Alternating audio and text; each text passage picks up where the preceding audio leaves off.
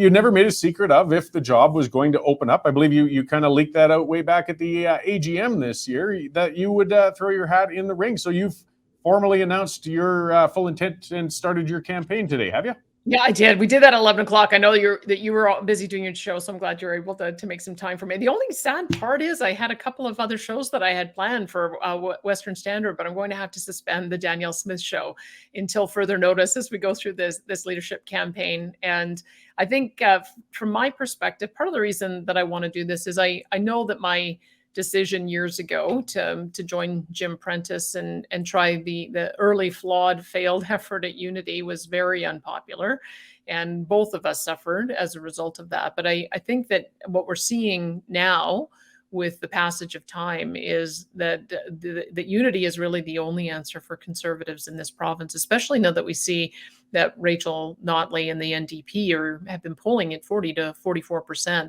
That may not have been the case back in 2015. So who knows how that would have turned out. But the fact that the left is that unified, it means that there needs to be a unified Conservative movement. And if we can get a lot of voices from a lot of different perspectives rebuilding this party, I think we have a really good chance of winning another majority in 2023. And I hope I can contribute to that discussion, and hope I can contribute to keeping the party and the movement unified. Well, that's it. And it's kind of, again, I had my opening monologue, was the difficulty we always have as Conservatives to try and stay in the same room and not be at each other's throats.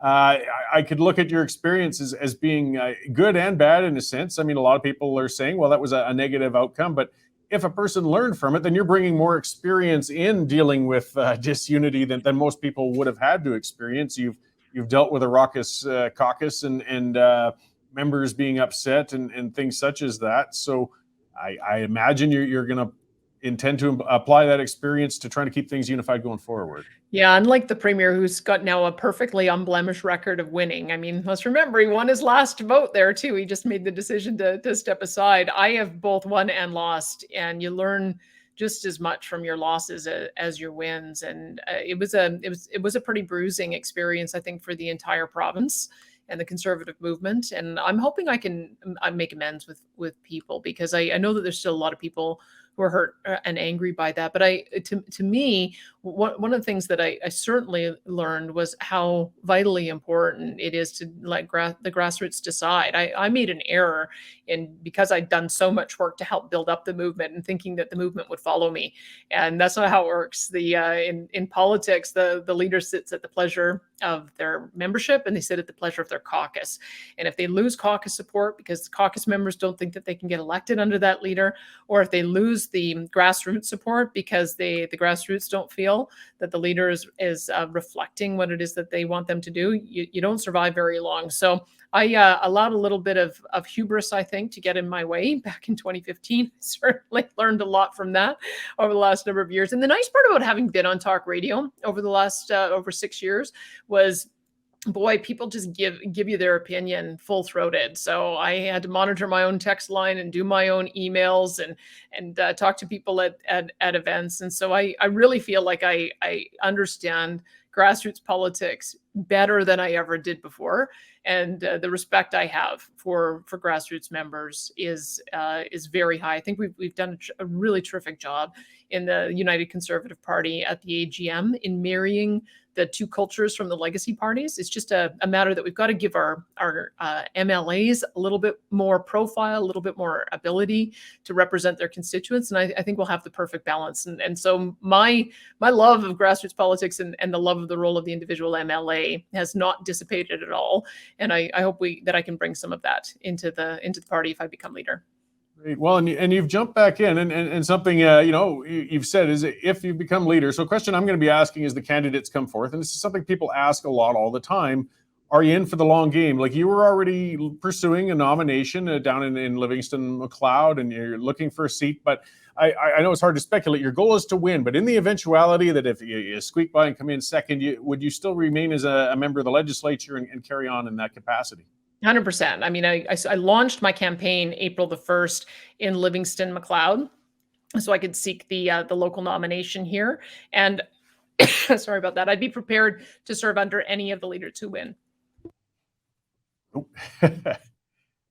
The mute button's handy for those things. Yeah, we all, and I know I'm almost babbling on. I think yesterday I was 5 hours on the air when I combined all the shows together. I've been talking for almost 2 hours straight.